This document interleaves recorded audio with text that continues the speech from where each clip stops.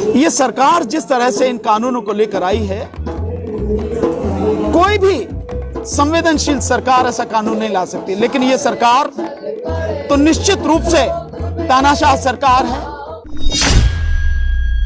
और पुलिस वालों से मेरा निवेदन है कि तुम भी सरकार की गुलामी में ऐसे मत डूब जाओ कि इंसानियत को पूरी तरह से शर्मसार कर दो या खत्म ही कर दो। तुम भी इंसान हो। तो एमएसपी खत्म हो गई। मोदी जी बेशक कहते रहे एमएसपी थी, एमएसपी है, एमएसपी रहेगी। एमएसपी खत्म हो गई। केवल किसान नहीं, 14 करोड़ 64 लाख किसान, 82 करोड़ गरीब, और कुल मिलाकर अगर देखते हैं वो छोटा व्यापारी जो खाद, बीज, पेस्टिसाइड, मशीनरी, ये सारी चीजें बेचता है, वो व्यापारी खत्म होगा।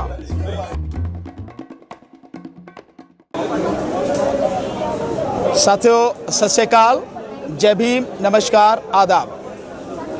आज मैं यहाँ इस समय सिंघू बॉर्डर पे हूँ और इस किसान आंदोलन में आज 109वां दिन है। ये आंदोलन इन 109 दिनों में कई तरह के पड़ावों से गुजरा है और आज गुजरते गुजरते यहाँ तक पहुँचा है। इस किसान आंदोलन ने इतने उतार चढ़ाव देखे हैं और 26 जो जनवरी का एक घिनौना षड्यंत्र इस सरकार ने इस आंदोलन को ख़त्म करने के लिए किया, वो भी सबने उसका नज़ारा देखा। लेकिन एक बड़ी दिक्कत उसमें हो रही है कि कानूनी कार्रवाई होनी चाहिए, अपने ढंग से होनी चाहिए, लेकिन पुलिस एक बहुत ही गलत काम कर रही है लगातार। जो भी व्यक्ति यहाँ से जा रहा है, इस तरह की न्यूज़ यहाँ पर आ रही हैं कि यहाँ से कोई भी व्यक्ति अगर जा रहा है इस आंदोलन में से निकल के, पुलिस उसको अरेस्ट कर ले रही है, उसको गिरफ्तार कर ले रही है और फिर उसको जेल भेज दे रही है। मतलब ये बड़ी एक अजीब स्थिति है कि कोई भी व्यक्ति जा रहा है, आप उसको गिरफ्तार करके जेल भेज दे रहे हैं। आप ये मान ले रहे हैं कि जो किसान आंदोलन में जा रहा है वो कोई अपराधी है और आप कानून को ताक पे रख के लोगों को परेशान कर रहे हैं। यहां तक कि लोगों को गुरुद्वारे तक भी नहीं जाने दिया जा रहा है, वहां भी अरेस्ट कर लिया जा रहा है, उससे पहले भी अरेस्ट कर लिया जा रहा है। ये बड़ी अजीब स्थिति है। एक और बड़ी मेरे सामने जो स्थिति आई है, जो अभी लोग, मैं जैसे यहाँ पे आया हूँ इस आंदोलन में, तो पीछे साथी बता रहे कि जो किराया भी लिया जा रहा है वो किराया भी यहाँ आने वाले लोगों से डबल लिया जा रहा है। ये कैसे लिया जा रहा है समझ में नहीं आ रहा मेरे। मतलब जो किराया वहां से लेके यहाँ तक माना 15 रुपए लगता है, उससे 30 रुपए लिए जा रहे हैं। ये जो सारी चीजें हैं, मैं समझ रहा हूं कि सरकार पुलिस के माध्यम से इस आंदोलन में आने वाले लोगों को डराने की कोशिश कर रही है, इस आंदोलन को कमजोर करने की कोशिश कर रही है। इस आंदोलन में लोग शामिल ना हो, इस आंदोलन की ताकत ना बढ़े, ऐसा प्रयास, ऐसा घिनौना प्रयास सरकार पुलिस के माध्यम से कर रही है। किसान इंसान है, कोई वो नहीं है जो उन्हें बड़े विशेषण दिए गए। और पुलिस वालों से मेरा निवेदन है कि तुम भी सरकार की गुलामी में ऐसे मत डूब जाओ कि इंसानियत को पूरी तरह से शर्मसार कर दो या खत्म ही कर दो। तुम भी इंसान हो। कल तुम्हारे साथ भी जो है ये सिचुएशन हो सकती है। सरकार तुम्हारे खिलाफ भी कोई ऐसे कानून बना सकती है। तो तुम्हें भी इंसानियत को कम से कम सामने रख के लोगों के प्रति व्यवहार करना चाहिए। ऐसा ना करे पुलिस, ऐसा मेरा आग्रह है, ऐसा मेरा आग्रह है। दूसरा, इस आंदोलन में जिस तरह से यह आंदोलन लगातार बढ़ता चला जा रहा है, आज 109 दिन में भी इस आंदोलन की ताकत कम नहीं हुई है, बल्कि बहुत बढ़ गई है। यह आंदोलन सरकार के हिसाब से, जो सरकार कल कहती थी कि यह पंजाब और हरियाणा का आंदोलन है, फिर सरकार ने कहा कि यह पश्चिमी उत्तर प्रदेश का आंदोलन है, फिर इस पे एक ठप्पा लगाया कि ये जाट आंदोलन है। ये ना पंजाब और हरियाणा का आंदोलन है, ना ये जो है पश्चिमी उत्तर प्रदेश का आंदोलन है, और ना ही ये जाट आंदोलन है। ये किसान और मजदूरों का आंदोलन है और किसान इस आंदोलन को लीड कर रहे हैं और देश को बचाने का आंदोलन है। ये सरकार जिस तरह से इन कानूनों को लेकर आई है, कोई भी संवेदनशील सरकार ऐसा कानून नहीं ला सकती। लेकिन ये सरकार तो निश्चित रूप से तानाशाह सरकार है और देश की बहुसंख्यक आबादी को गुलाम बनाने के लिए, इस देश को हिंदू राष्ट्र घोषित करने के लिए काम करने वाली सरकार है। जो सपना इनका कभी पूरा नहीं होगा। मैं निश्चित रूप से इस बात को कह सकता हूं कि यह सपना सपना ही रहेगा और पूरी तरह से टूट जाएगा, कभी पूरा नहीं होगा। लेकिन इस सपने को साकार करने की चाहत में जिस तरह से देश को तबाह कर रही है सरकार, जिस तरह से देश के हर व्यक्ति की जिंदगी इसने दांव पर लगा दी है, यह बहुत गलत है। सरकार को सोचना चाहिए और सरकार को इन कानूनों को तत्काल वापस लेना चाहिए। वैसे तो इसमें बहुत सी चीजें जिन्हें मैं आपको बताता रहा हूं, लगातार बताता रहा हूं, वीडियोस में मैंने लगातार बताया है। जो पत्रकार मेरे से सवाल पूछते हैं उसमें मैंने सारी चीजें लगातार बताई हैं कि किस तरह से न केवल देश के 14 करोड़ 64 लाख किसानों को यह तबाह कर देगा, बल्कि इस देश के जो 82 करोड़ गरीब हैं, मजदूर हैं, जिनके लिए सरकार, इस देश की संसद ने 2013 में नेशनल फूड सिक्योरिटी एक्ट बनाया था और इस देश के गरीबों को राशन की 5 लाख दुकानों के माध्यम से सस्ते कम दामों पर अनाज देने की बात कही थी और यहां तक भी कहा था कि इन गरीब लोगों को 3 रुपए किलो चावल, 2 रुपए किलो गेहूं और 1 रुपए किलो मोटा अनाज देने की व्यवस्था की थी। तो वो 82 करोड़, ये सरकारी आंकड़ा है, मेरा आंकड़ा नहीं है, सरकार ने जितने लोग कोट किए हैं उन लोगों की मैं बात कर रहा हूं। इन्हें 82 करोड़ गरीब और मजदूरों को तबाह कर देगा ये कानून। क्यों कर देगा? एक बहुत छोटे से उदाहरण से आप समझ सकते हैं कि जो कॉन्ट्रैक्ट फार्मिंग है, उस कॉन्ट्रैक्ट फार्मिंग में जब किसान और ट्रेडर के बीच में, आप मान के चलिए कि पूरे देश में अगर ये कानून जब लागू होगा और पूरे देश में किसान की तमाम जमीन पर उगने वाली फसल का एग्रीमेंट व्यापारियों से हो जाएगा और उस एग्रीमेंट में जो उस फसल की कीमत है कि किस रेट में व्यापारी उससे खरीदेगा, यह भी तय हो जाएगी फसल के बोने से पहले ही। तो फिर एमएसपी कहां से होगी? इसका मतलब यह है कि एमएसपी खत्म हो जाएगी और कल आप सरकार से गुहार जब करोगे कि हमें एमएसपी नहीं मिली, तो सरकार बहुत साफ कह देगी, भाई तुमने अपनी मर्जी से जो एग्रीमेंट किया, तुमने अपनी मर्जी से अपनी फसल का दाम तय किया, तो हम इसमें कैसे एमएसपी दिलवा सकते हैं आपको? और सरकार ने कहीं भी इस कानून में एमएसपी का इस तरह से जिक्र नहीं किया कि जो भी एग्रीमेंट होगा, फसल की जो भी कीमत तय होगी वो एमएसपी से कम पे तय नहीं होगी, ऐसा कहीं भी जिक्र नहीं है। तो एमएसपी खत्म होगी। मोदी जी बेशक कहते रहे एमएसपी थी, एमएसपी है, एमएसपी रहेगी, एमएसपी खत्म होगी। अब मैं उस बात पे आता हूं कि इस कानून से किस तरह से ये सारे लोग तबाह होंगे और जो गरीब है उसको राशन कैसे नहीं मिलेगा। जब पूरे देश में सारी जमीन पर होने वाली फसल का एग्रीमेंट व्यापारी से हो गया, तो जब फसल कट के आएगी सारी फसल व्यापारी के गोदाम में चली जाएगी।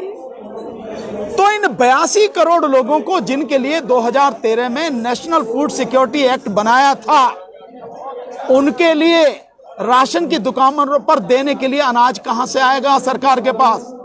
कहीं अनाज नहीं होगा, क्योंकि एग्रीमेंट के हिसाब से, इस कानून के हिसाब से सारा अनाज तो व्यापारी के गोदाम में चला जाएगा। इसका मतलब यह हुआ कि जो 82 करोड़ लोग हैं वो भूखों मरेंगे और सरकार यही चाहती है। सरकार जिस हिंदू राष्ट्र के एजेंडे पर काम कर रही है, उस हिंदू राष्ट्र के एजेंडे पर वो लोगों को इतनी बड़ी संख्या में गुलाम बनाकर ही काबू में रख सकती है। और गुलाम बनाने के लिए 2 चीज चाहिए, एक, उनकी शिक्षा खत्म कर दो। तो सरकार ने शिक्षा खत्म कर दी, प्राइवेट कर दिया, सरकारी स्कूल कॉलेजों की हालत खस्ता हो गई। तो शिक्षा खत्म यानी ज्ञान खत्म, यानी जानकारी खत्म, और जानकारी खत्म तो आप अपने आप में कमजोर हो गए। दूसरा, लोगों का रोजगार खत्म कर दिया, और रोजगार खत्म, आमदनी खत्म, नौकरी खत्म, तो आर्थिक रूप से व्यक्ति की कमर टूट जाएगी। मतलब व्यक्ति अपने केवल पेट के लिए रह जाएगा। तो ये जो षड्यंत्र है पूरा, उस षड्यंत्र के तहत इन कानूनों को लाया गया है और इन कानूनों के माध्यम से 82 करोड़ गरीबों को तबाह करने की पूरी साजिश है। केवल किसान नहीं, 14 करोड़ 64 लाख किसान, 82 करोड़ गरीब, और कुल मिलाकर अगर देखते हैं वो छोटा व्यापारी जो खाद, बीज, पेस्टिसाइड, मशीनरी, ये सारी चीजें बेचता है, वो व्यापारी खत्म होगा।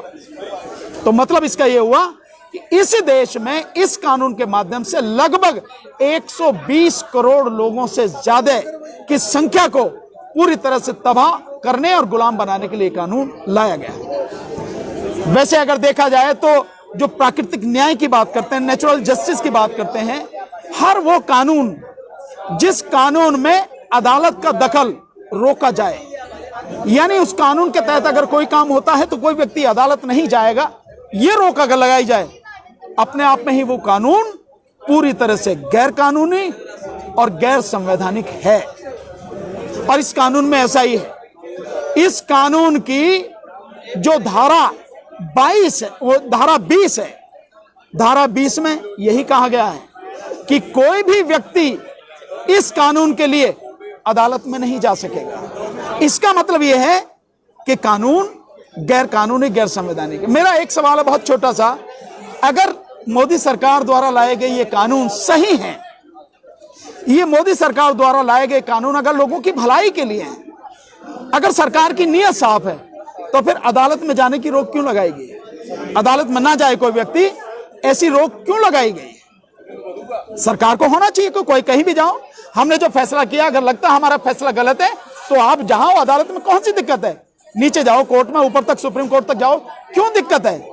लेकिन अगर रोका गया है, इसका मतलब यह है सरकार की नीयत खराब है। और यह सच है कि इस मोदी सरकार की नीयत खराब है, क्योंकि जिस एजेंडे पर काम कर रहे हैं ये नहीं चाहते कि कहीं से भी इस सरकार के काम में रुकावट आए।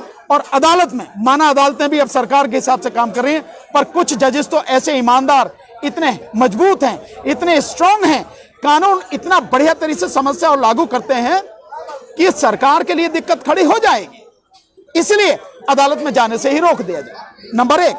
और नंबर 2, जिस तरह से बात कही है कि इस जो एग्रीमेंट वाला कानून है, कॉन्ट्रैक्ट फार्मिंग का कानून है, उसकी धारा 18 के तहत एक बड़ी अजीब बात की गई है। बहुत मजेदार बात आप देखें कि एक व्यक्ति के हाथ में आपने हथियार दे दिया मेरी गर्दन काटने का, और उसने मेरी गर्दन काट दी और फिर कह दिया भाई इसके खिलाफ कुछ काम नहीं है, इसके खिलाफ कोई नहीं होगा। यही इस कानून के कॉन्ट्रैक्ट फार्मिंग के जो धारा 18 है उसमें है। क्या है उसमें कहा गया है कि इस कानून के तहत राज्य सरकार, केंद्र सरकार, राज्य सरकार या केंद्र सरकार का कोई भी अधिकारी, एसडीएम, एडीएम, डीएम, कोई भी काम करेगा, कोई भी फैसला लेगा, उसके खिलाफ आप किसी अदालत में नहीं जा सकेंगे, उसके खिलाफ कोई भी कानूनी कार्रवाई नहीं होगी, ना तो सिविल सूट फाइल होगा, ना ही कोई फौजदारी मुकदमा उसके खिलाफ होगा, और ना ही किसी भी तरह की कानूनी कार्रवाई उसके खिलाफ होगी। इसका मतलब यह हुआ कि आपने अधिकारियों को खुली छूट दे दी, जो मन में आए करें, यानी अधिकारियों को इतना संरक्षण दे दिया। वो व्यापारी जिस पर अथाह संपत्ति है, वो पूंजीपति जिसके पास इतनी संपत्ति है कि उसको पता ही नहीं है, और उनके साथ में सरकार खड़ी है, देश का प्रधानमंत्री खड़ा है, पूरा शासन प्रशासन खड़ा है। ऐसे लोगों के हाथ में, ऐसे लोगों के सामने आपने एक गरीब और मजबूर किसान को छोड़ दिया, जिंदा रह पाएगा वो या पूरी तरह से तबाह हो जाएगा? बिल्कुल तबाह हो जाएगा। ऐसा ये कानून है। तो जो कानून अधिकारियों को खुली छूट देता हो कि वो कुछ भी कर दें तो कोई दिक्कत नहीं है, ठीक इसी तरह से ऐसा समझे आपको कि जब कोरोना काल में मई में, शायद 24 या 25 मई के आसपास की बात होगी, जब 17 मई तक ये 20 लाख करोड़ का झुंझुना पकड़ाया था इसने, उसके नाम पे कि ये सपोर्ट कर रहे हैं देश के लिए, एक वो लेके आए हैं मोदी जी सपोर्ट करने के लिए 20 लाख करोड़ से ज्यादा का पैकेज लेके आए हैं। उसके बाद में 5-7 दिन बाद एक मीटिंग करी थी वित्त मंत्री ने उनके साथ में, जो बैंक के लोग हैं उनके साथ में, और बैंक वालों को खुली छूट दे दी थी कि आप जिसको जो लेन देना है दो, जो भी शर्तें हो दो, आपको घबराने की जरूरत नहीं, आपके खिलाफ में कोई कार्रवाई नहीं की जाएगी। इसका मतलब साफ है कि आपने जिसको ये छूट दे दी कि तुझे जो करना है कर, तेरे खिलाफ कोई कार्रवाई नहीं होगी, तो बेईमानी होगी, लूट होगी, भ्रष्टाचार को आपने खुली छूट दे दी। तो ये वो सरकार है जो भ्रष्टाचार मुक्त भारत की बात करती है और पूरी तरह से भ्रष्टाचार में खुद डूबी है और भ्रष्टाचारियों को पैदा कर भ्रष्टाचार को बढ़ावा दे रही है। ठीक इसी तरह से इस कानून के तहत सरकारी अधिकारियों को, कर्मचारियों को पूरी छूट दे दी गई है, और यह भी कह दिया गया कि उनका जो फैसला, यानी डीएम का फैसला या एडीएम, इनका फैसला लास्ट होगा, और वो ऐसे होगा जिस तरह से भारतीय जो कानून है उसकी सीपीसी यानी सिविल जो प्रोसीजर कोड है, दीवानी प्रक्रिया संहिता, जो उसके तहत जो फैसला होगा उसको लागू होगा, जो डिक्री होगी उसकी तरह से मानी जाएगी। यानी सीपीसी के तहत आप उसको मान कर रहे हैं, लेकिन सीपीसी के तहत किसी भी जज को उस पर मतलब हस्तक्षेप करने का अधिकार नहीं है, वो उसके कोई मुकदमे देखने का अधिकार ये है। इसलिए ये कानून पूरी तरह से गलत है, और ये बात मैं बार बार बता चुका हूं, हर कोई बता चुका है। शुरू से ये बात है कि ये कानून बनाने का केंद्र सरकार को अधिकार नहीं, क्योंकि ये कानून स्टेट लिस्ट के अंतर्गत आते हैं। अनुच्छेद 246 246 के तहत 7th शेड्यूल 7वीं अनुसूची में जो सेकंड लिस्ट है स्टेट लिस्ट, उसके अंतर्गत सीरियल नंबर 14 पर एग्रीकल्चर यानी कृषि और सीरियल नंबर 28 पर मार्केटिंग ये आते हैं। ये सेंटर के सब्जेक्ट नहीं है, तो सेंटर के सब्जेक्ट नहीं है तो सेंटर को कानून बनाने का अधिकार नहीं है, और मोदी जी ने जबरदस्ती ये कानून बनाए। इसको ऐसे समझिए आप कि एक खेत मेरा है, मैं जो चाहूं करूं, एक खेत आपका है, आप अपने खेत पर जो चाहे करें। लेकिन अगर मैं आपके खेत पर कब्जा करके कहूं कि नहीं मैं तो इस पर मैं करूंगा, मैं मालिक हूं, तो कैसा लगेगा? ये अवैध कब्जा हो गया। और इसी तरह से ये सरकार इस देश में ये कानून लाके इसको तबाह करना चाहती है, और केवल इसके पीछे इतनी इंटेंशन नहीं है, राज्य सरकार का अधिकार छीनकर कानून बनाना, इस देश का जो संघीय ढांचा है, फेडरल स्ट्रक्चर है, उसको भी खत्म करने का एक षड्यंत्र है। जैसे इस सरकार ने जीएसटी बनाया, और जीएसटी बनाकर जो स्टेट को टैक्स कलेक्ट करने का अधिकार था, उसके माध्यम से सेल टैक्स के माध्यम से उस सबको इकट्ठा कर दिया। तो इकट्ठा तो कर लिया सेंट्रल गवर्नमेंट ने, और स्टेट गवर्नमेंट का जो हिस्सा था वो अभी तक उसे दिया नहीं है। यानी स्टेट गवर्नमेंट के पास जो पैसा जाना चाहिए था, जो उसकी इनकम थी, जो उसका हक था, वो भी इसके सरकार ने लूट के अपने पास में रख लिया, उनको पैसा नहीं दिया, और कह रही है कि आप रिजर्व बैंक से कर्ज ले लो। क्यों ले लें भाई कर्ज? मेरा पैसा है, मुझे दे दो। ठीक इसी तरह वो क्यों किया गया? क्योंकि इस देश के संघीय ढांचे को खत्म करना है। आपको ध्यान आता है, मोदी जी कहते हैं एक नेशन एक इलेक्शन। इसका मतलब सीधा यह है कि एक इलेक्शन, ऐसा नहीं कि एक साथ इलेक्शन। एक इलेक्शन का मतलब है केवल मोदी जी का इलेक्शन, मोदी जी ही हैं सब कुछ। ये है इसका मतलब, एक नेशन और वन इलेक्शन का। तो देश, उसके लिए देश को संघीय ढांचा जो है उसको कमजोर करना पड़ेगा, स्टेट को खत्म करना पड़ेगा, स्टेट की विधानसभाएं उनको खत्म करना पड़ेगा। और जब उनका आप पैसा छीन लो, पैसा अपने पास रख लो, और उनका कानून बनाने का अधिकार आप छीन लो, तो इसका मतलब यह है कि आप राज्यों को कमजोर कर रहे हैं, इस देश के संघीय ढांचे को कमजोर कर रहे हैं। ये बड़ा भयानक षड्यंत्र है जिसको लोगों को समझने की जरूरत है। आज बस इतना ही, बाकी बातें बाद में।